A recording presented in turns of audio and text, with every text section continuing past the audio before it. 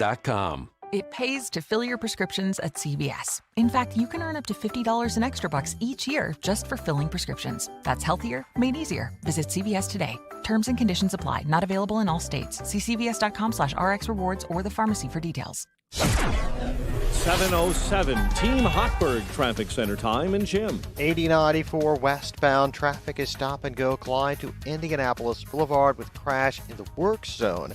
It's 20 minutes from the Indiana Toll Road to the Bishop Ford Freeway, eastbound 15, westbound I-80. There's a delay. Francis Road to US 30.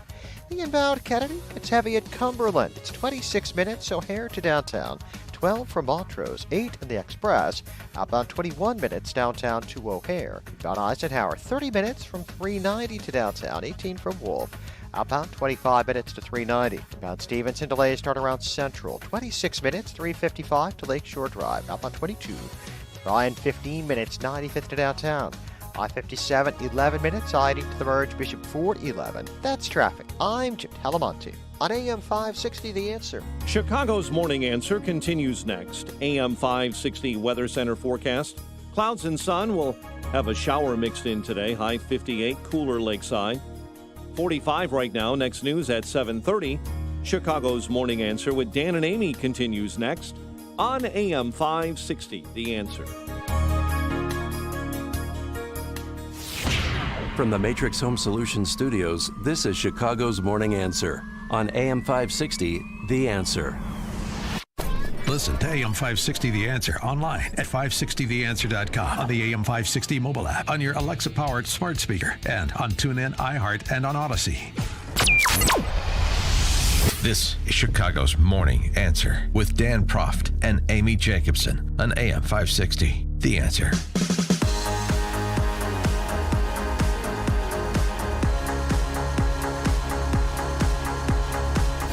Top of the morning, Dan, and in for Amy J is the equally lovely and leggy John Cash, Chicago Tribune columnist. Whenever I look at that chunk of hair on my back, I think of myself as a leggy Oof, columnist. that is really tantalizing visual.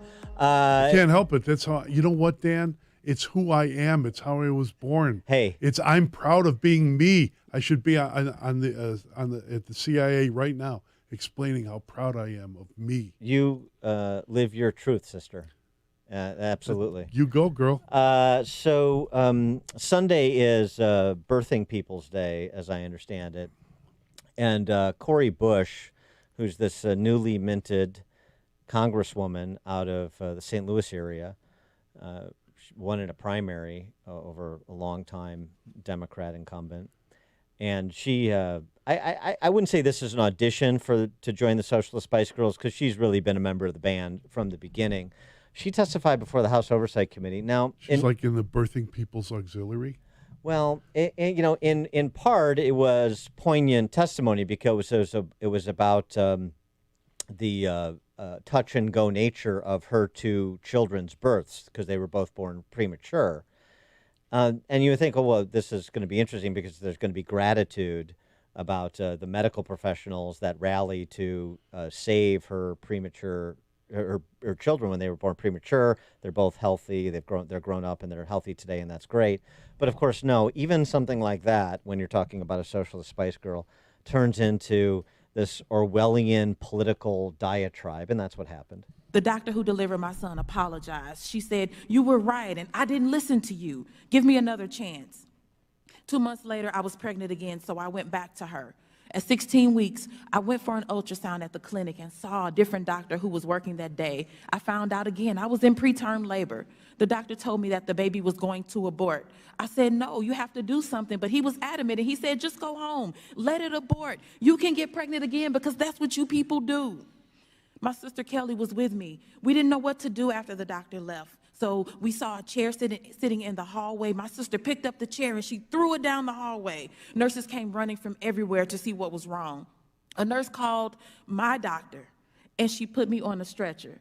The next morning, my doctor came in and placed a cerclage on my uterus, and I was able to carry my baby, my daughter, my angel, who is now 20 years old, my son, who was saved is now 21 years old. This is what desperation looks like, that chair flying down a hallway. This is what being your own advocate looks like. Every day, Black women are subjected to harsh and racist treatment during pregnancy and childbirth. Every day, Black women die because the system denies our humanity. It denies us patient care. I sit before you today as a single mom, as a nurse, as an activist, and as a congresswoman, and I am committed to doing the absolute most to protect Black mothers, to protect Black babies, to protect Black birthing people, and to save lives. Thank you, and I yield back. No, thank you. To protect Black birthing people, because, John, you could get pregnant today. Not bloody likely, but you know what? The people that come up with phrases like birthing people for women Right. are bleeping sick, okay, in the head. And another thing, just want to mention it. People are ripping. I hear her ripping on her doctor. I want to thank Dr. Ron Lorenzini, who had hands as big as Johnny Bench, or maybe Johnny Bench's catcher's mitts, and terrified my wife. And he saved the boys. He saved her. And I have a family now.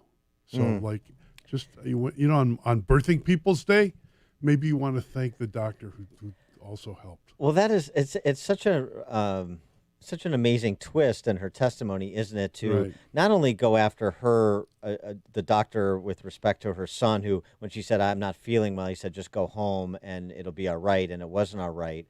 Not only to sort of blame him, despite the fact that those same people came and were able to, again, rescue her her son who was born prematurely, but also just to castigate, I guess, the profession of OBGYNs across the West. She's a Democrat? As not recognizing Black women's humanities. She's a Democrat? Is she a Democrat? She's a Democrat? Yeah. Let me ask you this. Did she vote? So she supports abortion, right? Well, I know. That's the other irony. Let's speak about Black babies' humanity, which is denied routinely by by people who, I don't want to get emotional before Birthing People's Day, but their humanity is denied, making it easier for them to be killed. Well, assuming that what she said is a true account of her exchanges with her doctors, it was interesting that she took the pro-life position when it came to her child. Yes, of course. For more on this and other matters, we're pleased to be joined again by David Harsanyi, senior writer for National Review, author of First Freedom, A Ride Through America's Enduring History with the Gun from the Revolution to Today. David, it's not just AOC and Rashida Tlaib and Ilhan Omar and Elena Presley anymore. Now we have Cori Bush, too. Right. Birthing people sounds to me like, or Black birthing people sounds to me like something a white identitarian racist would say about Black people, not something a Black person should be saying about Black mothers, right? Right. Yeah, right. Exactly. I mean, that's talking about stripping some people of their humanity, and also, I mean, this too, just against the backdrop of the CDC announcement this week that the U.S. birth rate saw its largest drop in 50 years. So, I mean, I guess this paradoxical world in which Cori Bush and others live, I guess it's working out for them on both sides. I mean, these are the ZPGers. This helps to make the case for open borders, and while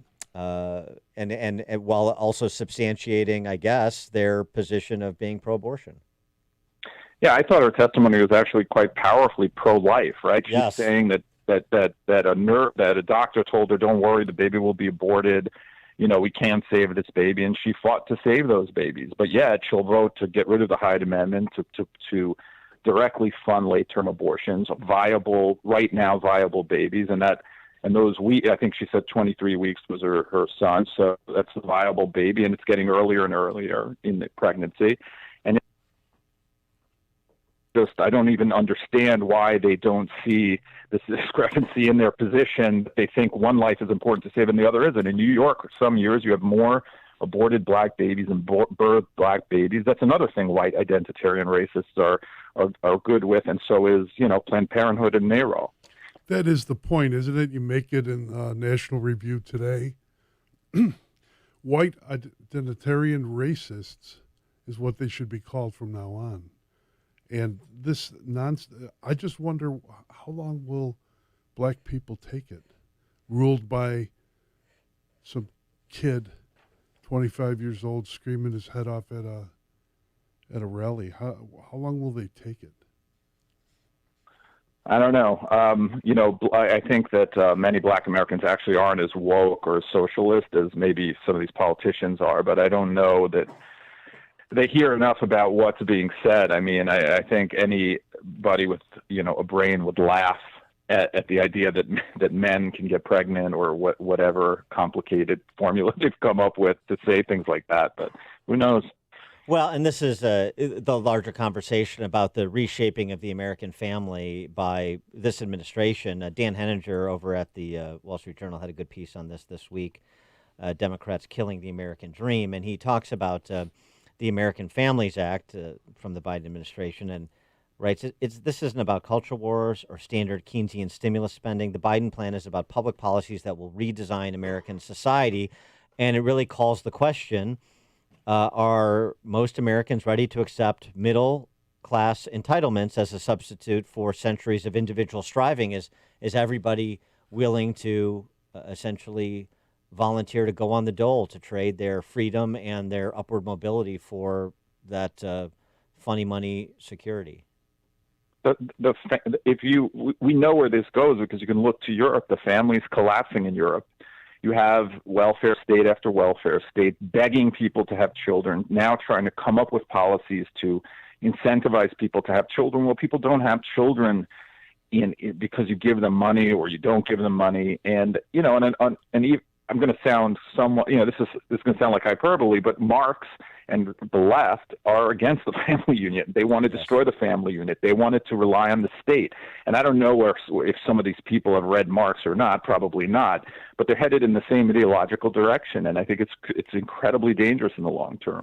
Well, here's the thing about Marx. I mean, to simplify this so as it doesn't become, sort of like the dense discussion of philosophical Marxism. But I mean, the goal here is their stated goal. So just take people at who they say they are. Egalitarian society, right? That's equity, equal outcomes. That's what equity is. And so that's what it means. And so the only way to get to equity, since everybody is born to different parents, different birthing people. And some parents are great parents, and that gives those kids an advantage, and some parents are less than great parents, so that gives some kids a disadvantage. So that you eliminate parents and you make government the parent, and then you can achieve equity because everybody will be in the same place and everybody will be regulated to the same destination. Well, they want the government to run preschools in most places, and they want the government to run higher education, basically. I mean, the left runs those things anyway, but they want to expand it, and they want to, not take your kid, but they want you to send your kid now. And that's their whole entire childhood. I mean, I listen, I think people need to make their own choices in how they do that, but the state keeps funding and incentivizing people to hand over their children. I think that's a problem. And then they don't want to they don't want to allow you to choose the school you send your kid to. They don't want to allow you to homeschool. And they control the schools. So, I sometimes I hear myself, I think I sound like a crazy person, but I mean, this is what's happening, right? And we have to fight back because it's getting worse and worse. Well, cradle to grave. And I mean, I don't know, John, about you. You're obviously married. I'm single, and I'm obviously married. Well, yes, I am married. Yeah, I know. Well, because you just talked about your family. Oh, yeah, right. Exactly. I talked about Betty and the kids. Yeah, so that was the leading indicator. Yes, you disclosed it. But I mean, David, my position is, look, if Bill and Melinda Gates can't make it, what chance do I have, really? So I'm walking away. I mean, what chance do I have with Melinda Gates? I'm not interested in that. She's got a lot of money. Yeah, well, yeah, exactly. But I'm not interested in their particular cause celebs. People have sold their souls for less, Dan. It seems to me, I mean, now we're getting into this is like The View or something, but it seems to me the fundamental problem with the marriage, from what I've been able to glean from some of the reporting and some of the previous statements and books and whatnot, seems to me the problem is Bill Gates thinks he's God and Melinda Gates thinks she's Bill Gates. Is that a fair read? I haven't paid. Yeah, any I think attention so. to it. Yeah. All right. I'm just checking. David Harsanyi, senior writer for National Review, author of First Freedom, A Ride Through America's Enduring History with the Gun, From the Revolution to Today. David, thanks for joining us as always. Appreciate it. Thank you. And he joined us on the Turnkey.pro answer line. You've made the switch, and it feels so good. You've switched to Chicago's Morning Answer on AM 560. The Answer. This is attorney Stephen Leahy. This isn't the first crisis we faced together. Back in 2008, business professionals in trouble sought help from bankruptcy attorneys, loan modification attorneys, foreclosure defense attorneys, and IRS attorneys trying to gain full financial recovery. They should have just called me. Let me tell you about Chuck. His small business crashed in the 2008 crisis. He faced 2 foreclosures, overbearing creditors, and the dreaded IRS. Chuck would not even get out of bed in the morning. His wife heard me on the radio and convinced him to hire me. We got Chuck a loan modification and a short sale. We obtained a discharge of his debt and settled what was left of his IRS liability. Now Chuck is back in business and in control of his life. You can hear Chuck tell his own story at fullfinancialrecovery.com. We can get through this new crisis too. The time to start rebuilding is now. Don't let your life's work go down the drain. Get your free guide to recovery at fullfinancialrecovery.com. That's fullfinancialrecovery.com. Or call me right now at 312-664-6649. There's no time to waste. Fight back now. Hey, John, you want to play golf with us on June 28th? We'll make a celebrity exemption for you if you want to play. I don't golf, but I'll fish in the ponds on the golf course. Okay, we'll bring you out to fish. As long as I can can sit and drink. Yeah. All right, we'll get you a Country Time lemonade and a fishing rod, and you can sit out there in your straw hat. Yeah. All right. You should take up golf. You can play that into your dotage, which you're quickly. I'm a fisherman, a fly fisherman, reaching. and you're more than welcome. I have invited you up on a river. I want to fish. I've done fly fishing, but I want to do more of it. Good. Yeah, so I'm in. All right. No John Cass for golf, but it is time for our annual AM 560 golf outing this year. We're partnering with our friends at the 100 Club of Chicago. We spoke with their CEO yesterday, you heard, Caitlin Brennan, to help them provide resources, financial support, access to training, and moral support to both the families of first responders killed in the line of duty and active duty first responders throughout the state of Illinois. This is your chance to back the blue. Here's the best part. When you purchase a foursome for our golf outing on Monday, June 28th at Mistwood Golf Club in Romeoville, which is a great public track, you'll enjoy a full day of golf, which includes lunch and breakfast or dinner. You'll also receive AM 560 marketing package, which includes 25 one-minute commercials to air on AM 560 Monday through Friday between 5 a.m. and 10 p.m., along with a free digital marketing analysis. Sean Thompson will be doing something approximating golf in the morning. Amy and I will be golfing in the afternoon. To golf with your own foursome at any of the other tee times than ours, the cost is just $1,196. That gets you a full day of golf, lunch, and either breakfast or dinner. Book your tee time at 560theanswer.com/golf. That's 560theanswer.com/golf. Sponsored in part by Joe Cotton Ford, Rumke's Garage, Mars Medical, Pop's Italian Beef and Sausage, State Farm and State Farm Insurance agent Finney Rachel. Diabetes, high blood pressure, anxiety meds, everyone's on them. If you're a 50-year-old male, maybe a bit porky, and you may even have type 2 diabetes, $1 million of term insurance may only cost you about $200 a month. Call Term Provider. Speak with Big Lou at 800-555-2085. Big Lou will find a term life policy for you.